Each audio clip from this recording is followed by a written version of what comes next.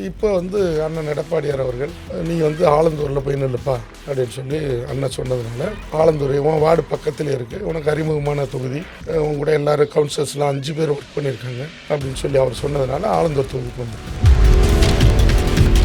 ஆலந்தூர் மக்கள் என்ன நினைக்கிறாங்கன்னா, நல்ல ஒரு சின்ன வயசில் ஒரு வேட்பாளர் பாடிருக்காங்க. தாம அன்பரசு 2 முறை ஜெயிச்சிருக்காரு, 1 முறை தோத்துருக்காரு.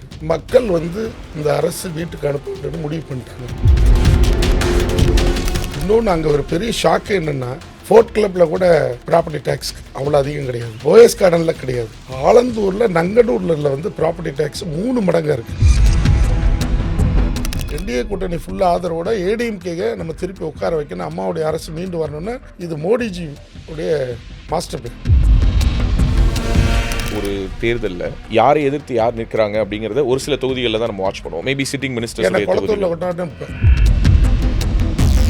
அவரை எதிர்த்தானே களத்தில் நிற்கிறேன், வெற்றியிருவம்புத்திரன் என்கிட்ட சொல்லட்டும். அதில் நாகரிகமான பேச்சா? வெற்றியிருவம்புத்திரன் ஒரு நாட்டுடைய இதுவாக இருக்கிறவர் நரேந்திர மோடிஜி இன்னைக்கு இந்தியாவுக்கு எவ்வளோ பெரிய ஒரு கௌரவத்தை தேடி கொடுத்துருக்காரு. இதெல்லாம் நாகரிகமான பேச்சா? களத்தில் சின்ன பசங்க சொல்கிற மாதிரி வெட்டிடுவேன், காலை வெட்டிடுவேன், கையை வெட்டிடுவேன்.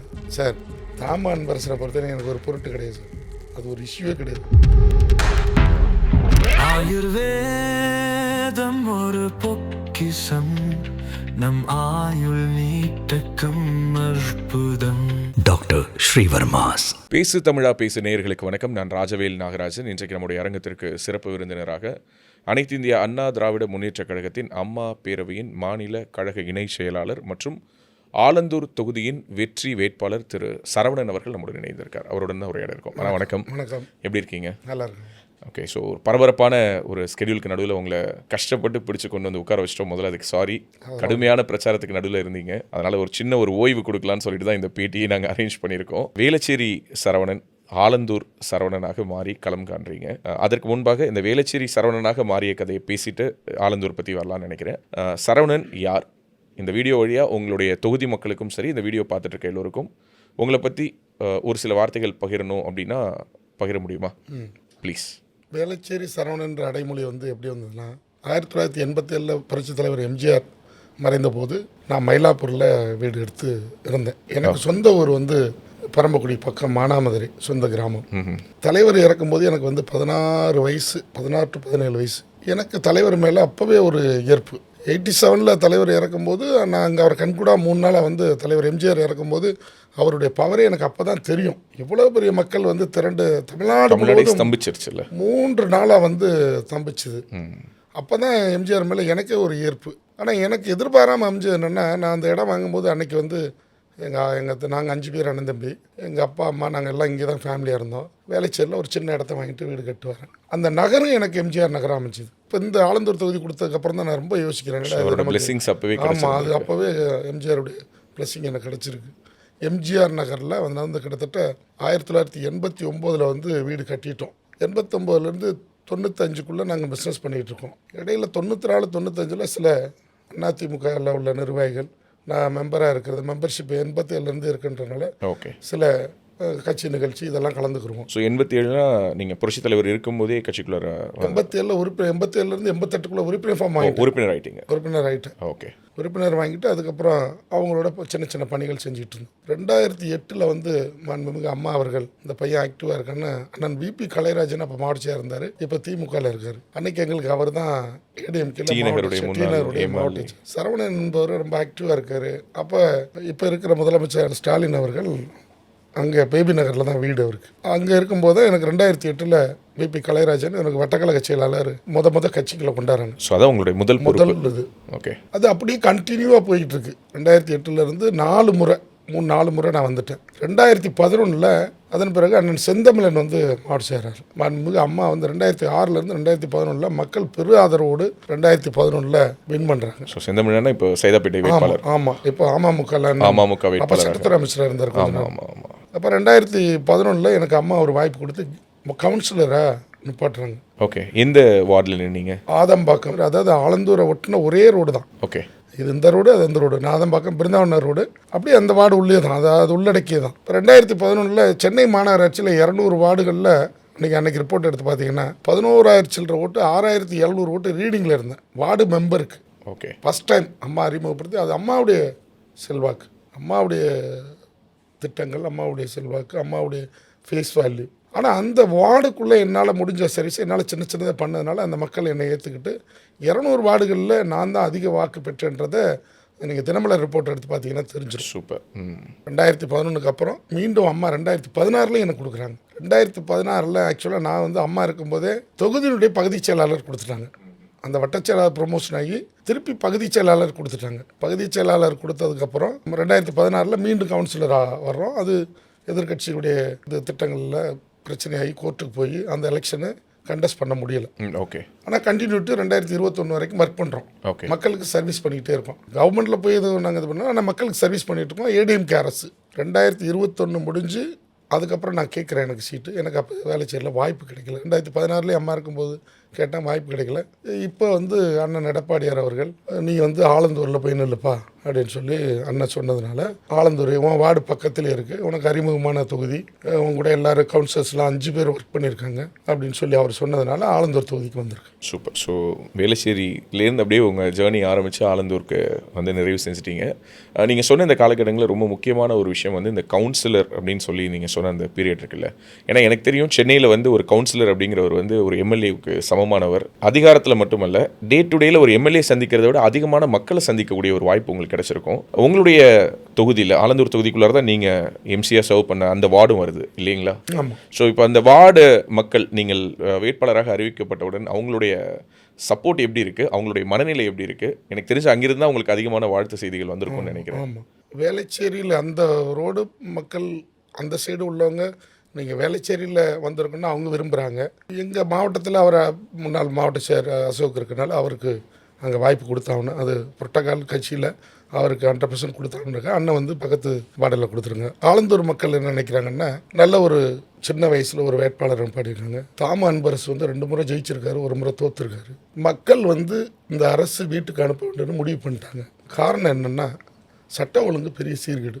இன்னொன்று அங்கே ஒரு பெரிய ஷாக்கு என்னென்னா, ஃபோர்ட் கிளப்பில் கூட ப்ராப்பர்ட்டி டேக்ஸ் அவ்வளோ அதிகம் கிடையாது, போயஸ் கார்டனில் கிடையாது. ஆலந்தூரில் நங்கடூரில் வந்து ப்ராப்பர்ட்டி டேக்ஸ் 3 மடங்காக இருக்குது. ஓகே. அதை அதிகமாக அவங்க விரும்பல. சொத்து வரி பல மடங்கு ஏறி இருக்கு. இபி பில் வந்து அம்மா இருக்கிற காலத்துலேயும் சரி, அண்ணன் எடப்பாடியாக இருக்கிற காலத்தில் கொரோனா காலத்தில் கூட இபி பில் அந்த மாதிரிலாம் ஏற்றலை. இப்போ வந்து இபி பில்லு அதிகமாக இருக்குது. அதுதான் ஆலந்தூர் மக்கள் நங்கடூரில் நீங்கள் போய் பார்த்தீங்கன்னா மக்கள் அவ்வளோ பேர் வந்து ஆட்சி மாற்ற வேண்டும்னு அவங்க விரும்புகிறாங்க. முதலாக உங்களுக்கு இந்த சீட் அப்படிங்கிறது எப்போ உங்களுக்கு தெரிய வந்தது? ஏன்னா நிறைய இந்த லிஸ்ட் வந்து முதல்ல ஒரு 23 பேருடைய பட்டியல் வெளியிட்டாங்க, முன்னாள் அமைச்சர்கள். ஓகே. ஸோ அது வரைக்கும் அந்த ஒரு டென்ஷனில் தான் இருந்தீங்க. டென்ஷன் என்ன, நம்ம 2 தொகுதிக்கு கட்டியிருக்கோம், வேளச்சேரிக்கும் கட்டியிருக்கேன், முதுகுளத்தூருக்கும் கட்டியிருக்கேன். தலைமை என்ன டிசிஷன் எடுக்குன்னு வெயிட் பண்ணால் லாஸ்ட் டே தான் தெரியும். ஓகே. இல்லை, அதிமுகவோட ஒரு பியூட்டி என்னன்னா, நான் லாஸ்ட் டே கூட எப்படின்னா, முதல் நாள் நைட்டு ஒரு 10 மணிக்கு எனக்கு கால் பண்ணி சொன்னாங்க. ஓகே, இந்த மாதிரி அண்ணா வர சொல்லியிருக்காங்க. அது வரைக்கும் எனக்கு எதுவும் தெரியாது. நிறைய பேர் சொல்லுவாங்க என்னென்னா, நாங்கள் வந்து ஜெயா டிவி பார்த்து தான் நாங்கள் அமைச்சராக இருக்கோமா இல்லையான்னு தெரிஞ்சுக்க முடியும், நமது அமைச்சரை பார்த்தா தான் தெரியும், இப்படிலாம் நகைச்சுவையாக சொல்கிறது உண்டு. ஆனால் அது என்னென்னா, எப்போது வேண்டுமானாலும் நீங்கள் மாற்றப்படுவீர்கள், உங்களை நான் பார்த்து கொண்டே இருக்கிறேன்னு ஒரு செய்தி அம்மா சொல்லிக்கிட்டே இருந்தாங்கன்னு நினைக்கிறேன். உங்களை வாட்ச் பண்ணிக்கிட்டே இருக்கேன். இந்த பிக் பாஸ் அப்படின்னு சொல்கிறோம்ல, உண்மையான ரியல் பிக் பாஸாக அம்மா தான் இருந்தாங்க. ஏன்னா ஏன் ஒருவர் மாற்றப்படுகிறார் அப்படிங்கிறதுக்கு காரணம் வெளியில் தெரியாமல் இருக்கும். ஆனால் அந்த அறிவிப்பு வந்தோடனே அதற்கான காரணத்தை அப்படியே பேச ஆரம்பிப்பாங்க. ஸோ அந்த மாதிரி தான் இந்த முறை வேட்பாளர் பட்டியலும் நிறைய பேருக்கு உண்மையாகவே இந்த சர்ப்ரைஸான ஒரு விஷயம்தான். ஆலந்தூரில் தாமோ அன்பரசன் மாதிரியான ஒரு வலுவான ஒரு வேட்பாளராக கருதப்படக்கூடிய ஒரு நபரை எதிர்த்து யாரை களம் இறக்க போகிறாரு? கூட்டணிக்கு ஒதுக்க போகிறாரா, அல்லது தானே தன்னுடைய கட்சியிலிருந்து அதிமுக சார்பில் போட்டியிட வைக்க போகிறாரான்னு பல கேள்விகள் எங்களை போன்ற ஊடகங்களுக்கு இருந்தபோது உங்கள் பேரை பார்த்தபொழுது உண்மையாகவே அப்போ தான் தேடவே ஆரம்பித்தோம். வேளச்சேரி அசோக் வந்து வேளச்சேரி தொகுதியில் பட்டியலில் வராரு. அது இல்லாமல் வேளச்சேரி சரவணன் என்ற பேரில் இவர் வந்து ஆலந்தூருடைய வேட்பாளராக வராங்க அப்படிங்கிற அந்த தேடல் அங்கேருந்து தான் ஆரம்பிக்குது. ஸோ நீங்கள் உங்களுடைய ஜேர்னியை சொல்கிறீங்க. தாமோ அன்பரசன் அப்படின்னா ஆல்மோஸ்ட் அவருடைய பேச்சுக்கள் பார்த்துருப்பீங்கன்னு நினைக்கிறேன். மோடியை மாறுக்கால் வாங்குவேன், அண்ணாமலையை வெட்டுவேன், குத்துவேன்னு ஒரு டிப்பிக்கலான ஆலந்தூர் தொகுதிக்கும் அவருடைய பேச்சுவார்த்தைக்கும் அவருடைய பழக்கவழக்கத்துக்கும் சம்மந்தமே இல்லாத ஒரு நபரை அந்த மக்கள் தேர்ந்தெடுத்துட்டு இருக்காங்க. எப்படி அவரை நீங்கள் எப்படி எதிர்கொள்ள போகிறீங்க, எப்படி எதிர்கொண்டுட்டு இருக்கீங்க? ஆலந்தூர் மக்கள் வந்து தேர்ந்தெடுக்கல அவரை. அதான் தவறான ஒரு சிறுபான்மை மக்களை வந்து ஆலந்தூர் மார்க்கெட் இருக்கு பாருங்க. ஆமாம், நங்கநல்லூர் இந்த சைடு இப்போ இந்த 31 இது சொன்னதில் மக்கள் வந்து தெளிவாக வந்து ஏடிஎம்கேக்கு வாக்களிச்சிருக்காங்க. சிறுபான்மை மக்களை பொய்யான வாக்குறுதியை கொடுத்தாதான் சிறுபான்மை மக்களை ஏமாற்றப்பட்டதான் அது. இப்போ அதில் எஸ்ஏஆர்லேயே 1 லட்சம் வாக்குகளை எடுத்துட்டாங்க. அது ஒரு பெரிய நல்ல விஷயம். தமிழ்நாட்டுக்கு ஒரு இவ்வளோ நாளாக ஏடிஎம்கேல கூட நாங்கள் வந்து புக் எடுத்து தேடி கீடிலாம் போய் எடுக்க முடியாத இன்றைக்கி சென்ட்ரல்லேருந்து இவ்வளோ ஒரு ஃபோர்ஸ் கொடுத்து இந்த எஸ்ஏஆரில் 1,00,000 வாக்குகளை நீக்கியிருக்காங்க. அதில் அவங்க ஏதாவது பண்ணி வந்திருக்கலாம். ஒன்று தாமு அன்பரசு நீங்கள் அமைச்சர் ஒரு பெரிய கேண்டிடேட்னு மீடியாக்காரங்க பேசலாம். எனக்கு அந்த மாதிரி எனக்கு பயமும் இல்லை, எதுவும் கிடையாது. நான் அந்த மாதிரி எனக்கு அந்த எண்ணங்களும் கிடையாது. ஏன்னு கேட்டால் என்ன மாதிரி அவர் ஒரு மனிதர், மக்களால் தேர்ந்தெடுக்கப்பட்டவர் தான். ஏன் அவர் அப்போ நல்ல பவர்ஃபுல் மேன் ஏன் ஒரு வாட்டி தோத்தாரு? ஓகே, அப்போ அன்றைக்கி மக்கள் ஏற்றுக்கல, கண்டினியூட்டி இருக்கணும்ல. அண்ணன் எடப்பாடியார் வந்து எத்தனை முறை எம்எல்ஏ இருக்காரு? அவரும் சாதாரணமாக இருந்து வந்தவர் தானே. அண்ணன் எடப்பாடியார் வந்து சாதாரண கிளை செயலாளராக இருந்து வந்தவர். கிளை செயலாளர் வந்து கண்டினியூவாக எத்தனை முறை எம்எல்ஏ இருந்திருக்காரு? கரெக்டாக. எத்தனை முறை அமைச்சராக இருந்திருக்காரு? இன்றைக்கி முதலமைச்சராக இருக்கார், இந்த எதிர்க்கட்சியுடைய தலைவராக இருக்கார். இப்போ ஓபிஎஸ் இதுக்கு இந்த கட்சிக்கு எவ்வளோ இடையூறுலாம் பண்ணாரோ அதெல்லாம் தாண்டி இன்றைக்கி இந்த இயக்கத்தையும் இந்த 1.5 கோடி தொண்டனையும் எல்லாரையும் காப்பாற்றி ஒருங்கிணைத்து இன்றைக்கி ஒன்மேன் ஆர்மியாக இருக்கார். இன்றைக்கி அண்ணன் எடப்பாடியுடைய செல்வாக்கை எல்லாரும் புரிந்து கொண்டு அண்ணன் டிடிவியை அம்மாவுடைய அரசு மீண்டும் வர வேண்டும்னா அண்ணன் டிடிவியை அதை முடிவு செய்து நம்மளால் இயக்கத்துக்கு எந்த கெட்ட பேர் வந்துடக்கூடாது, அண்ணன் டிடிவியே வந்து இந்த இயக்கத்தை திருப்பி மீண்டும் அம்மாவுடைய அரசு வரணும்னு சொல்லி எதுக்கு அவங்க இன்றைக்கி ஸ்ட்ராங்காக வந்து நிற்கிறாங்க. அதே மாதிரி அன்புமணி அண்ணன் நீங்கள் 10.5% தைரியமாக வந்து 2021 பாஸ் பண்ணார். யாருக்குமே எந்த தலைவருக்கும் அந்த மாதிரி ஒரு தைரியம் வராது. 2021 அன்புமணி அண்ணனுக்கு பண்ண விஷயங்கள் அதுதான் அன்புமணி அண்ணனும் டாக்டர் அன்புமணி ராமதாஸ்ன்னு சொல்கிறதுக்கு எனக்கு மனசு வரல. ஏன்னா 2 பேரும் அப்பா பிள்ளைகள். அவர் வயசு தளன்ட்டார், நல்ல மனிதர். திமுகவுடைய தூண்டுதலோடு அவரை பிரித்து இப்போ அன்புமணி ராமதாஸ் என்று சொல்ல முடியாமல் அண்ணன் அன்புமணின்னு சொல்ல வேண்டிய சூழ்நிலைக்கு நான் ஆளாக இருக்குது. காரணம் என்னென்னா அவர் வந்து 2021 நமக்காக 10.5% இடஒதுக்கீடை ஒரு போல்டாக எடப்பாடி செய்தார்ன்றது அதுக்கு மீண்டும் நம்ம ஆதரவு கொடுக்கணும்னு மீண்டும் அம்மாவுடைய அரசு வரணும்னு அவரும் விரும்புகிறாரு. அதே மாதிரி அண்ணன் ஜி.கே. வாசனும் விரும்புகிறாரு, அண்ணன் ஜான் பாண்டியன் விரும்புகிறாரு, அண்ணன் பூவையார் அதே மாதிரி விரும்புகிறாரு, நம்ம எஸ்ஆர்எம்முடைய சார் அவரும் விரும்புகிறாரு. என்டிஏ கூட்டணியில் அமித்ஷாவும் மோடியும் வந்து திமுக எக்காரணத்தை கொண்டு தமிழ்நாட்டில் ஆளக்கூடாது, தமிழ்நாடு ஆண்டா தமிழ்நாடு வந்து போதைப் பொருளுக்கு போய் சேர்ந்துடும், தமிழ்நாடு சுமைகள்லாம் ஓவர் ஆகிடும், என்டிஏ கூட்டணி ஃபுல்லாக ஆதரவோட ஏடிஎம்கேக நம்ம திருப்பி உட்கார வைக்கணும், அம்மாவுடைய அரசு மீண்டு வரணும்னு இது மோடிஜி உடைய மாஸ்டர் பிளான். மோடிக்கு அவங்க ஏடிஎம்கேல அவங்க வந்து பயப்படுறாங்க, கட்டளைறாங்க. அதெல்லாம் இப்போ மீடியாஸ் வந்து எங்களுக்கு சப்போர்ட் இல்லை தான் மெயினான ஒரு காரணம். என்னென்னா அம்மா காலத்திலேருந்தே இதை எவ்வளோ ஸ்ட்ரக்சர் உருவாக்கிடலாம், சன் டிவி மற்ற இது மாதிரி. அம்மா இதை விரும்பலை, மக்களை நம்பினாங்க. அண்ணன் எடப்பாடியார் மக்களை தான் நம்புறாரு. மீடியா வந்து இப்போ புரிஞ்சுக்கிட்டாங்க. சரி, அவருடைய அரசு இருக்கும்போது எப்படிலாம் இருந்தது, எப்படிலாம் சட்ட ஒழுங்கு இருந்தது. அன்றைக்கி வந்து ஐஏஎஸ் அதிகாரிகள் அன்றைக்கி பேசுகிறாங்க, ஒரு ஃபைல் ஒரு நாள் கூட பெண்டிங் இருந்ததில்லை, கண் மாதிரி போட்டுருவார், மக்களுக்கு தேவையான நடந்தது. நீங்கள் சொன்ன இந்த விஷயங்களில் நான் புரிஞ்சுக்கிறது என்னென்னா மிகப்பெரிய கூட்டணி பலம், கூடுதலாக நீங்கள் என்ன வந்தாலும் பார்த்துக்கலாங்கிற ஒரு தைரியத்தோடு களத்தில் இறங்கிருக்கீங்கன்றதுனா என்ன மாதிரி மனிதர் தானே அவர். அஃப்கோர்ஸ் எப்போதுமே ஒரு தேர்தலில் யாரை எதிர்த்து யார் நிற்கிறாங்க அப்படிங்கிறத ஒரு சில தொகுதிகளில் தான் நம்ம வாட்ச் பண்ணுவோம். மேபி சிட்டிங் மினிஸ்டர் அப்படியா, 100%. ஸ்டாலின் மிஸ் பண்ணிட்டாரு, உங்களை இறக்கி விட்டுருக்கணும்னு எனக்கு உங்க கூட பேசும்போது நான் சொல்கிறேன். இப்போ என்னுடைய நண்பர் என் கூட கவுன்சிலர் சந்தான கிருஷ்ணன் தான் இங்கே நிற்கிறாரு. ஓகே, என்ன அங்கே போய் நிப்பாட்டு இருந்தால் கூட களத்தில் நிற்பேன். ஒரு விளையாட போகிறோம், கபடி போட்டியாக இருந்தாலும் நீச்சல் குளத்தில் நீச்சல் தெரிஞ்சாலும் கபடி விளையாட தெரிஞ்சால் தான் களத்தில் இறங்கணும். இன்னொன்று எதிர் அணியில் 7 பேர் இருக்காங்க, நானும் 7 பேர் இருக்கோம். எனக்கு விளையாட தெரியாமல் அந்த களத்துக்குள்ளே நான் போகிறதும் தவறு. இது மக்கள் தான் டிசைடட். அவர் தாமு அன்பரசன் பெரியாளா, சாதாரண மாமன்ற உறுப்பினர் சரவணன் பெரியாளான்றது அங்கே விஷயம் கிடையாது. மக்கள் தீர்ப்பு தான். மக்கள் தீர்ப்பு. கிரேட். இல்லை, நான் தாமு அன்பரசன் பெரியாளுங்கிற ஒரு விஷயத்துக்காகவே நான் சொல்ல வரல. ஆனால் என்னன்னா ஒரு ஸ்டார் தொகுதியில் நீங்கள் நிற்கிறீங்க, அது தாமு அன்பரசனால எனக்கு வந்து எம்ஜிஆருடைய கோட்டை. எக்ஸாக்ட்லி, அதுதான் நான் சொல்ல வந்தேன். புரட்சித் தலைவர் அவர்கள் வந்து பரங்கிமலை சட்டமன்ற உறுப்பினராக ரெப்ரசென்ட் பண்ணார். இன்னும் சொல்லப்போனால் அந்த தேர்தலில் வந்து அவர் குண்டடிப்பட்டிருந்ததுனால படுத்துக்கொண்டே அவர் ஜெயிச்சார்னு சொல்கிறாங்க. அந்த மாதிரியான ஒரு தொகுதி அது. அதிமுகவுடைய கோட்டையாக இருந்த ஒரு தொகுதி. காலப்போக்கில் வெவ்வேறு சூழல்களில் மாறி மாறி மற்ற கட்சிகள் வெல்ல ஆரம்பிச்சு இப்போ திமுகவுடைய வசம் இருக்குது. இந்த வேகமும் இந்த ஒரு உத்வேகமும் களத்திலையும் ரிஃப்ளெக்ட் ஆகுதுன்னு நினைக்கிறேன். களம் எப்படி இருக்குது? நீங்கள் இப்போ உங்களுடைய பிரச்சாரம் ஆல்மோஸ்ட் ஒரு வாரத்துக்கு மேலே நீங்கள் இப்போ பிரச்சாரத்தில் இருக்கீங்க. கடந்த ஒரு வாரமாக நீங்கள் களத்துக்கு போகும்போது மக்கள் உங்களிடம் என்ன சொல்கிறாங்க? உண்மையாகவே மக்களுடைய ஃபீட்பேக், மக்களுடைய ஆதரவு இதெல்லாமே உங்களுக்கு பாசிட்டிவாக இருக்கா? மக்களுடைய ஃபீட்பேக் என்னென்னா மெயின் வந்து அவங்க வந்து சட்டத்திட்டங்களில் ரொம்ப அச்சுறுத்தலாக இருக்காங்க. ஓகே, என்ன மாதிரி? பெண்களுக்கு பாதுகாப்பு இல்லை. ஓகே, போதை நடமாட்டம் வந்து அங்கே இருக்கிறலாம் எல்லாமே ஹை கிளாஸ் ஃபேமிலி. நங்கநல்லூரில் எல்லாம் படித்த பீப்புள், எல்லாம் விஷயம் தெரிஞ்சவங்க, எல்லாம் மயிலாப்பூர் டி நகர்லேருந்து ஷிஃப்ட் ஆகி வந்தவங்க, எஜுகேட்டட் பீப்புள் எல்லாமே. அவங்க என்ன விரும்புகிறாங்கன்னா நம்ம நிம்மதியாக வாழணும் ஆலந்தூரை பொறுத்த வரைக்கும். ஸோ அன்பரசனுக்கு கீழே இருக்கிற கவுன்சிலர்ஸு, சேர்மன்ஸு, வட்டக்கழக செயலாளர்லாம் இப்போ அங்கே லோக்கலில் வந்து சில தவறுகள் இப்போ அவங்க தடுக்க முடியும். இப்போ நான் இருக்க அந்த வார்டு மெம்பராக இருக்கேன்னா என் வார்டில் பக்கத்து தெருவில் ஒருத்தன் கஞ்சா வைக்கிறான்னா உடனே பிடிச்சி கொடுத்துருவேன். போல்டாக பண்ணுவோம். ஏன் இந்த அரசு பண்ண தவறுச்சு, இல்லை தாமா அன்பரசனுக்கு தெரியும் அங்கே எல்லாமே நடக்குது. மக்கள் விரும்புகிறது என்னென்னா ப்ராப்பர்ட்டி டேக்ஸில் நிறைய அஃபெக்ட் ஆகியிருக்காங்க. ப்ராப்பர்ட்டி டேக்ஸ் இன்னொன்று குப்பைக்கு வரி போட்ட முதல் அரசு இதுதான். அதை யாரும் விரும்பலை. இபி பில்லு 3 மடங்கு ஆகிப்போச்சு. ஆட்சி மாற்ற வேண்டும்ன்றது மக்கள் டிசைட் பண்ணி கிட்டத்தட்ட 1 இயர் ஆகிப்போச்சு. எலெக்ஷன் லேட், இடையில ஆட்சி கவுந்திருந்தால் கூட இந்நேரம் ஏடிஎம்கே ஆட்சி அமைஞ்சு உள்ளே வந்திருக்கும். மக்கள் விரும்புகிறதெல்லாம் இந்த அரசை வீட்டுக்கு அனுப்ப வேண்டிட்டு தயாராகிட்டாங்க. ஓகே, இப்போது களத்தில் நீங்கள் சொல்கிற மாதிரி மக்கள்கிட்ட அந்த ஒரு உணர்வு இருக்குங்கிறீங்க. இப்போ நீங்கள் மக்களை சந்திச்சுட்டு இருக்கீங்க, டெய்லி பிரச்சாரம் போயிட்டுருக்கீங்க, பிரச்சாரத்துக்கு நடுவில் தான் இங்கேயுமே வந்திருக்கீங்க. ஓவராலாக தமிழ்நாட்டினுடைய மூடு என்னவாக இருக்குன்னு நினைக்கிறீங்க? மீண்டும் தமிழ்நாட்டில் அதிமுக ஆட்சி அமைவதற்கான சாத்தியங்கள் இருக்குன்னு நம்புறீங்களா? ஓவரால் தமிழ்நாட்டில் இன்னும் சொல்லப்போனால் நீங்கள் ஆலந்தூர்லையாவது நீங்கள் என்ன டவுட்டாக கேட்டுட்ருக்கீங்க தாமா அன்பரசு பெரிய வேட்பாளர் அமைச்சராக இருக்குன்னு. ஓவரால் தமிழ்நாட்டில் வந்து already fixed CM to Edappadi. Okay, அண்ணன் எடப்பாடி தான் வருவார்ன்றதை டிசைட் பண்ணிட்டாங்க. ஓகே, இப்போ ஆலந்தூர் மக்கள் தான் டிசைட் பண்ண சரவணனை வேட்பாளராக ஏற்றுக்கிறதும் இது பண்ணுறதும். நான் அதை ஓப்பனாகவே கேட்குறேனே, ஆலந்தூர் மக்கள், இப்போ நான் வந்து ஆலந்தூரில் எனக்கு ஓட்டு இருக்குது, நான் என்னுடைய வாக்கை ஏன் உங்களுக்கு செலுத்தணும் அப்படிங்கிறதுக்கான சில காரணங்கள் இருக்கலாம் இல்லையா? ஸோ நீங்கள் வந்து நான் எதற்காக இந்த கூட்டணிகளுக்குள்ளார அல்லது ஏன் இங்கே இருக்கக்கூடிய அரசியல் கட்சிகளுக்கு நடுவில் நான் உங்களை தேர்ந்தெடுத்து வாக்கு செலுத்தணுங்கிறதுக்கு நீங்கள் ஆலந்தூர் மக்களுக்கு சொல்லக்கூடிய ஒரு ஜஸ்டிஃபிகேஷன் என்னவாக இருக்கும்? ரொம்ப சிம்பிள் மேட்டர். ப்ளீச்சிங் பவுடர் ஒன்று போகிறோம். ஓகே, எவ்வளோக்கு பர்ச்சேஸ் பண்ணோம், எவ்வளோக்கு திருப்பி கொடுத்தோம், அது விலையை அவர் சொல்ல தெரியாமல் திணறிட்டார்.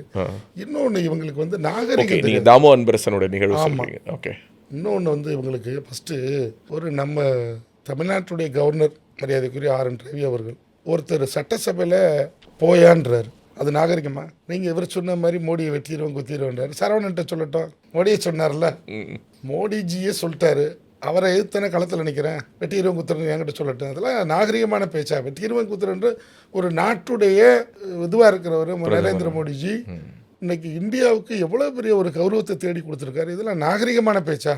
களத்தில் சின்ன பசங்க சொல்கிற மாதிரி வெட்டிடுவேன், காலை வெட்டிடுவேன், கையை வெட்டிடுவேன்.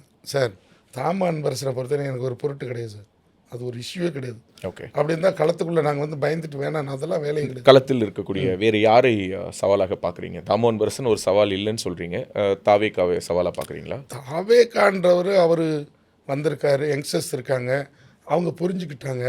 என்ன புரிஞ்சுக்கிட்டாங்கன்னா, இப்போ ஃபஸ்ட்டு ஸ்டார்டிங்கில் அவருக்கு நல்லா இருந்தது. ஆக்சுவலாக அவருக்கு ஒரு வாய்ப்பு கிடைச்சிருக்கும். என்டிஏ கூட்டணியில் அலைன்ஸ் வந்திருந்த மறைந்த புரட்சி கலைஞர் விஜயகாந்த் மாதிரி அவர் எதிர்கட்சியாக வர்றது கூட ஒரு சான்சஸ் இருந்திருக்கலாம் அப்படின்னு எனக்கு தோணுது. ஆனால் அது அவர் தவற விட்டுட்டாருன்னா, அந்த கரூர் விஷயத்துலேயே தவற விட்டார். அதுக்கப்புறம் அவர் ஃபேமிலி இஷ்யூவில் அவர் ஃபேமிலிக்குள்ளே நம்ம போக வேண்டாம். இவர் வந்தாலும் மக்கள் என்ன நினைக்கிறாங்க, அந்த ஒரு 5 to 6% 4% சின்ன பசங்க போட்டு நம்ம ஆலந்தூர் தொகுதி மக்களுக்கு சர்வீஸ் பண்ண முடியாதுன்றதை மக்கள் பேசுகிறாங்க. அம்மா அந்த காலத்திலே சொன்னாங்க, மக்கள் தான் எனக்கு கூட்டணின்னு. திமுகவா ஏடிஎம்கே? தேவைக்கா வந்தோன்னே என்ன சொன்னிச்சு?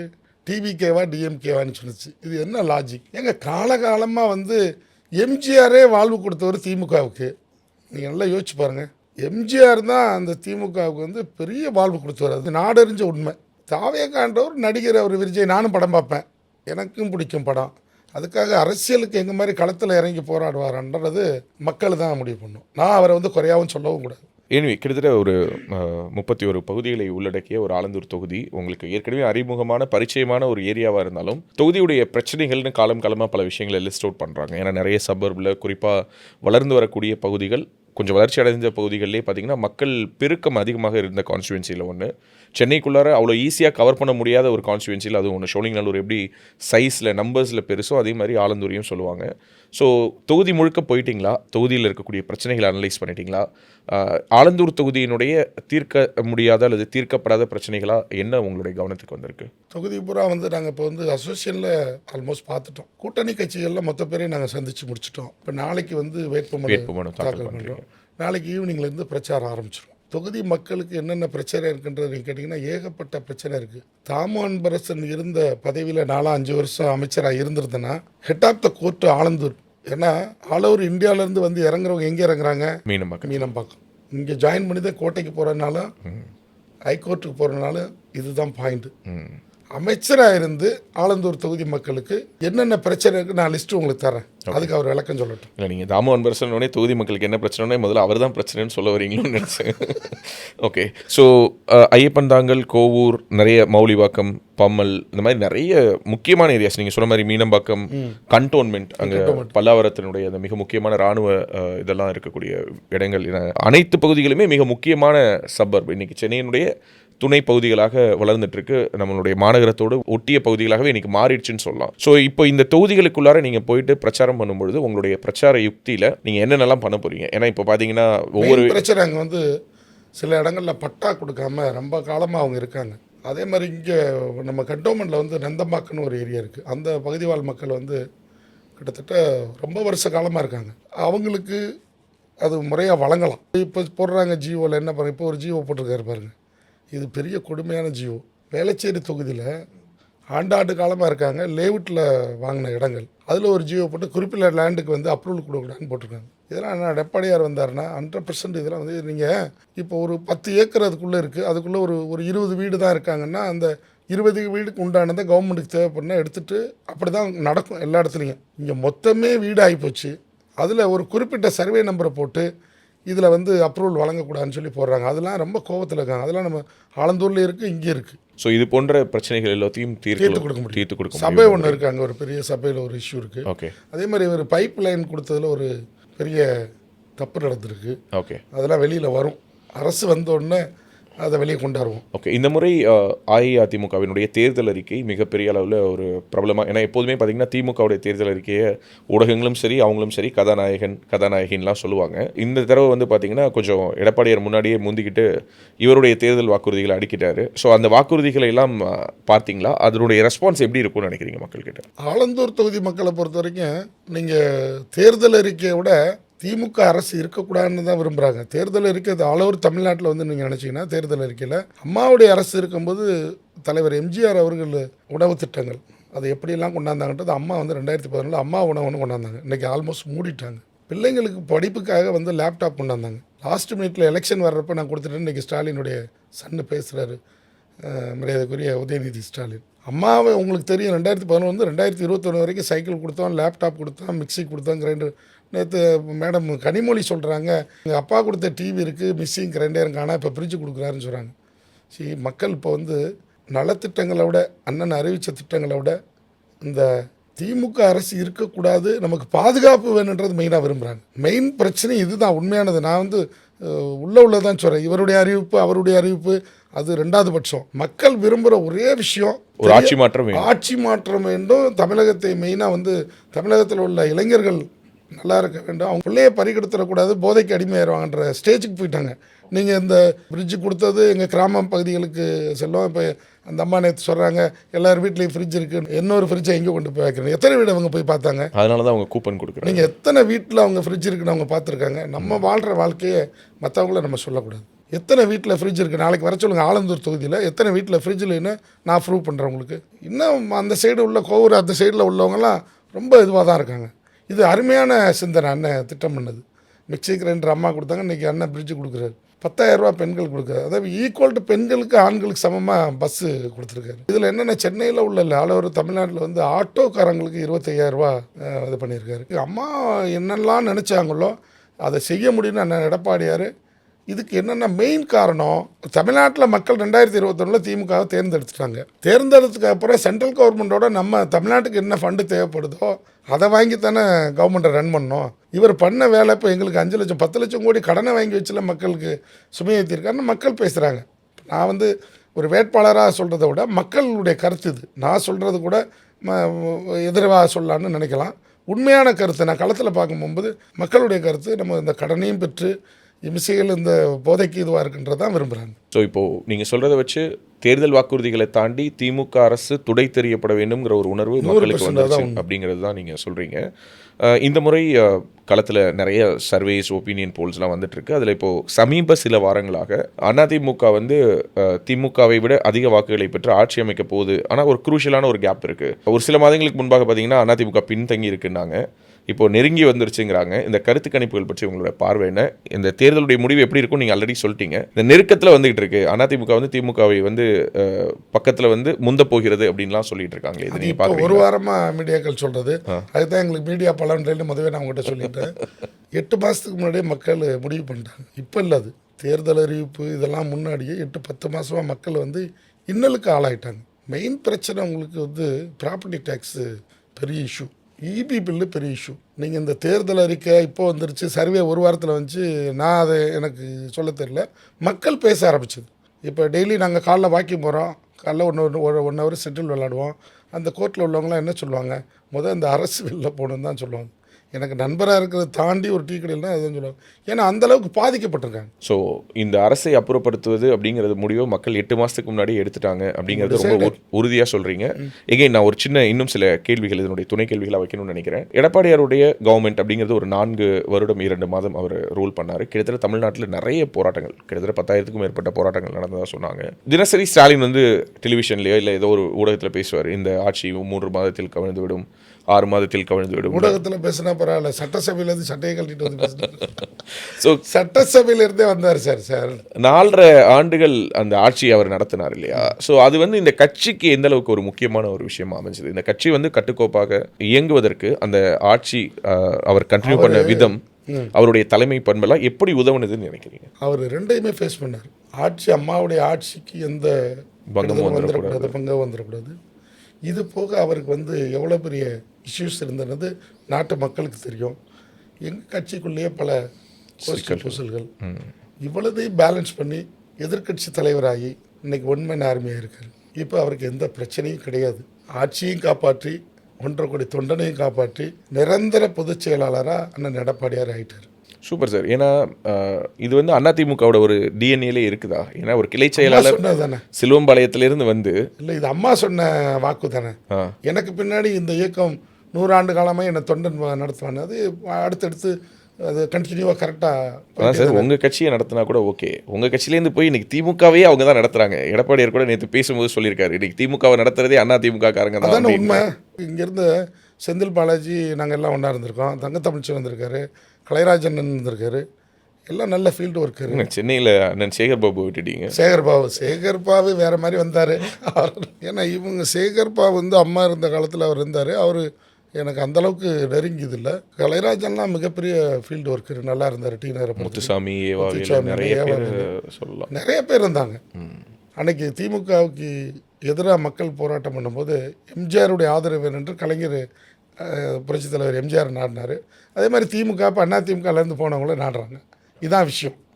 எம்ஜிஆரை இப்போ வந்து கலைஞர் வந்து நீங்கள் உங்கள் முகத்தை காட்டி எனக்கு ஓட்டு வாங்கி கொடுங்கன்னு சொன்னாரோ, அது மாதிரி அதிமுகவில் உள்ள திறமைசாலிகளை இப்போ திமுக, நீங்கள் ஓபிஎஸ் எப்போ போய் சேர்ந்தார்? இப்போ தான் சேர்ந்தார். ஓபிஎஸ் அம்மா 3 முறை முதலமைச்சராகி அழகு பார்த்தாங்க. அவருக்கு இயக்கம் பிடிக்கலை, உங்களுக்குள்ள பிரச்சனை இருக்குன்னு சொன்னால் உண்மையாக அம்மாவுக்கு விசுவாசமாக இருக்குன்னா இங்கே இருந்திருக்கணும், அமைதியாக வீட்டில் இருந்திருக்கணும். அண்ணன் ஓபிஎஸ் உடைய தொகுதியிலேயே ஒருத்தர் அருமையாக ஒரு பேட்டி கொடுத்தாரு. நான் 1 மாதத்துக்கு முன்னாடி பார்த்தேன். வீட்டில் எல்லோரும் போய் கலந்தோம், நீ வந்து வேறு கட்சியில் போய் சேராட்ட கூட பரவாயில்ல, அம்மாவுக்கு துரோகம் பண்ணிடாதீங்கன்னு சொன்னாங்க. கண்ணீர் விட்டு ஒரு பேட்டி கொடுத்தா, நீங்கள் பார்த்துருப்பீங்க. ஆமாம், குன்னம் தொகுதியினுடைய முன்னாள் எம்எல்ஏ ராமச்சந்திரன் பேசியிருந்தார். இவர் பையனு வந்து இப்போ போய் சேர்ந்தது வந்து மக்கள் யாருமே ஏற்றுக்கல. ஒரு கிளை செயலாளர் பொதுச் செயலாளர் ஆகிறது, உங்களை மாதிரி ஒரு வட்ட கழக செயலாளரா இல்லை கழக வட்ட செயலாளரா, அதிலிருந்து இன்றைக்கி நீங்கள் வந்து புரட்சித் தலைவர் எம்ஜிஆர் போட்டியிட்ட தொகுதியிலேயே போட்டிடுறது, எனக்கு தெரிஞ்சு இதெல்லாம் அதிமுகவில் மட்டும்தான் சாத்தியம்னு நினைக்கிறேன். இல்லை உங்களோட பார்வை என்ன? 100% அதான உண்மை. நீங்கள் பார்த்தீங்கன்னா, ஒன்று நான் ஏற்கனவே ஒரு எம்எல்ஏவாக இருந்திருக்கணும், இல்லை பெரிய போஸ்ட்டில் ஏதாவது இருந்திருக்கணும். நான் ஒரு சாதாரண மாமன்ற உறுப்பினர் தானே. அம்மா எடுத்த முடிவு தானே இன்றைக்கி அண்ணன் எடப்பாடியார் எடுத்திருக்காரு. லாஸ்ட் மினிட்ல தானே எனக்கு அந்த தொகுதினே தெரியும். விருப்ப மனு கொடுத்ததே வந்து 2 தொகுதிக்கு நான் கொடுத்தேன். திடீர்னு லாஸ்ட்டில் வந்து தலைமையிலன்னு சொல்கிறாங்க. அது அம்மா எடுத்த முடிவு தான் அவர் எடுக்கிறாரு. ஓகே, அந்த கையில் இருக்க டாட்டூ பற்றி, அந்த பச்சை குத்தி இருக்கிறத பற்றி பேசலாமா? 2011 அம்மா இருக்கும்போது குத்துனது அம்மாவுடையது. அவங்கள ரொம்ப மிஸ் பண்ணுறீங்களா? 100%. அவங்கள இன்பர்சன் சந்தித்து பேசுகிறதுக்கான சாத்தியங்கள் சந்திக்கணும்னா, அப்போ வந்து ரோட்டில் நின்று வழக்கம் போடுவோம், வண்டி கிட்ட போயிருக்கோம், அம்மாவோட டைரெக்டாக ஃபோட்டோ எடுத்திருக்கோம், ஃபோட்டோ ஷூட் எடுத்திருக்கோம். அப்படின்னா பார்ட்டி ஆஃபீஸ்க்கு வரும்போது அந்த ஃபோட்டோலாம் என்கிட்ட இருக்குது. அம்மா பார்ட்டி ஆஃபீஸ் வரும்போது டக்குன்னு கீழே முட்டி போட்டுட்டு பொக்கே கொடுத்துட்டு ஃபோட்டோ எடுத்துருக்கு. அந்த ஃபோட்டோலாம் என்கிட்ட இருக்குது. பேசுனது கிடையாது, அதுக்கு எங்களுக்கு வாய்ப்பு கிடைக்கல. ஆனால் இவர் அண்ணனை வந்து நாங்கள் வந்து எளிமையாக வந்து ஒரு நாளைக்கு நைட்டு 10 மணிக்கு போனாலும் வாப்பான்னு சொல்லி கூப்பிட்டு பேசுவார். இறுதியாக உங்களுடைய தொகுதி ஆலந்தூர் தொகுதி மக்களுக்கு என்ன சொல்லணும்னு நினைக்கிறீங்க இந்த பேட்டியின் வழியாக? ஆலந்தூர் தொகுதி மக்களுக்கு நான் என்ன சொல்ல விரும்புகிறேன்னா, தொகுதி அருமையான தொகுதி, எல்லாம் படித்தவங்க. ஒரே ஒரு விஷயம் தப்பு நடந்துருச்சு 2021 எலெக்ஷனில். அந்த லிஸ்ட்டையும் நான் எடுத்து பார்த்துட்டேன். எங்கெங்கே வாக்கு போயிருக்கு, எங்கெங்கே குறைஞ்சிருக்கு, எங்கெங்கே கூடியிருக்கு, எதனால் இவர் திருப்பி இது மாதிரி வந்தார்ன்றது நான் பார்த்துட்டேன். அது அந்த பொய்யான வாக்குறுதி சிறுபான்மை மக்கள் போட்டிருக்காங்க. அது சிறுபான்மை மக்களும் இப்போ புரிஞ்சு இந்த அரசு இருக்கக்கூடாது, நம்ம பிள்ளைங்களுக்கு நாளைக்கு பிரச்சனை வரும், சட்ட ஒழுங்கு கெட்டு போச்சுன்ற வர்றாங்க. மீண்டும் ஆலந்தூர் மக்கள் எனக்கு நான் புதுசாக ஒரு வார்டு மெம்பராக இருந்து போகிறேன். களத்தில் வந்து என்னால் வந்து டெய்லி சந்திக்க முடியும்.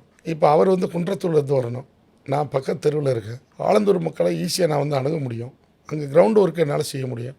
அவர் அமைச்சராக இருக்கிறனால அந்த ஒரு இதில் இருக்கார். அது மக்கள் முடிவு பண்ணுவாங்க.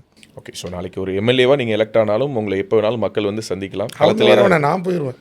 ஓ, அவங்க என்னை தேடவே தேவையில்லை. சரி, நான் டைரெக்டாக போவேன். இல்லம் தேடி எம்எல்ஏ. ஆமாம் அப்படின்னு கூட. ஆமாம், இதுதான் உண்மை. ஓகே, கூப்பிட்டா அடுத்த நிமிஷம் பண்ணி, ஏன்னா மக்கள் தானே எஜமானர்கள். என் வீட்டுக்கு நீங்கள் வாங்க, நான் ஓட்டு போனதுக்கப்புறம் என் ஆஃபீஸ்க்கு வாங்கன்னு சொல்கிற ஆள் நான் கிடையாது. நான் அதை பண்ண மாட்டேன். ஏன்னா அதனால தான் இந்த பதவி எனக்கு அண்ணன் கொடுத்துருக்காங்க. நான் 2 முறை சர்வீஸ் பண்ணியிருக்கேன். சர்வே பண்ணியிருப்பாங்க, கேட்டிருப்பாங்க. அணுகுமுறை வந்து நாங்கள் இது வரைக்கும் எனக்கு 2 பிள்ளைங்க இருக்காங்க. 2 பேருக்கும் மேரேஜ்டு. எனக்கு 9-10 வயசில் ஒரு பேரன் இருக்கார், இன்னொரு 2 வயசில் ஒரு பேரன் இருக்கார். என்னுடைய சன்னுக்கு இப்போ தான் முடிச்சிருக்கோம். என்னுடைய மருமை வந்து இப்போ லா முடிச்சுட்டு சர்ச்சுக்கு பண்ணிகிட்டு இருக்காங்க. என்னுடைய சன்னில் டிஆர்ஓ இருக்கார் திருவண்ணாமலையில். எங்கள் குடும்பத்தில் எல்லாருமே என்ன சொல்கிறாங்கன்னா, இவர் ஊருக்கு விதைச்சி விட்டேன்னு எல்லோரும் பேசுகிறாங்க. ஸோ அது எனக்கு ஒரு சந்தோஷம், மக்களுக்கு சர்வீஸ் பண்ணுறதுல. நானே தேடி போயிடுவேன், அவங்க என்னை தேடி வரணும்னு அவசியம் இல்லை. கிரேட். ஸோ ஒரு மக்களோடு மக்களாக இணைந்து எப்போவுமே அது மக்கள் கூட இருக்கிறதே ஒரு என்ன சொல்கிறது, ஒரு ப்ராசஸை என்ஜாய் பண்ணக்கூடிய ஒரு கவுன்சிலராக இருந்து ஒரு மாமன்ற உறுப்பினராக இருந்து வந்ததுனால தான், நீங்கள் அந்த ரூட்ஸ்லேருந்து வந்ததுனால தான் அந்த தன்மை உங்ககிட்ட இருக்குது. இப்படிப்பட்ட ஒரு நல்ல வேட்பாளரை ஆலந்தூர் மக்கள் மிஸ் பண்ண மாட்டாங்கன்னு நாங்களும் நம்புகிறோம். இவ்வளோ ஒரு பிஸியான ஸ்கெடியூலுக்கு நடுவில் எங்களுடைய அரங்கத்துக்கு வந்து நிறைய விஷயங்கள் பகிர்ந்துக்கிட்டீங்க. உங்களுடைய நல்ல நோக்கங்கள் நிறைவேற எங்களுடைய நெஞ்சார்ந்த வாழ்த்துக்கள் சார். நன்றி. உலக தமிழ் சொந்தங்களுக்கு வணக்கம். நான் ராஜவேல் நாகராஜன். பேசு தமிழா பேசு வலையொலியுடைய வளர்ச்சிக்கு நீங்களும் உறுதுணையாக இருக்கணும்னு நினச்சிங்கன்னா இந்த வீடியோடைய டிஸ்கிரிப்ஷனில் இருக்கக்கூடிய ரேசர் பே லிங்கை கிளிக் பண்ணுங்கள். அந்த லிங்க்கில் போயிட்டு உங்களுக்கு விருப்பமான தொகையை பேசு தமிழா பேசுவனுடைய வளர்ச்சிக்கு உங்களுடைய பங்களிப்பாக நீங்கள் கொடுக்கலாம். நன்றி, வணக்கம்.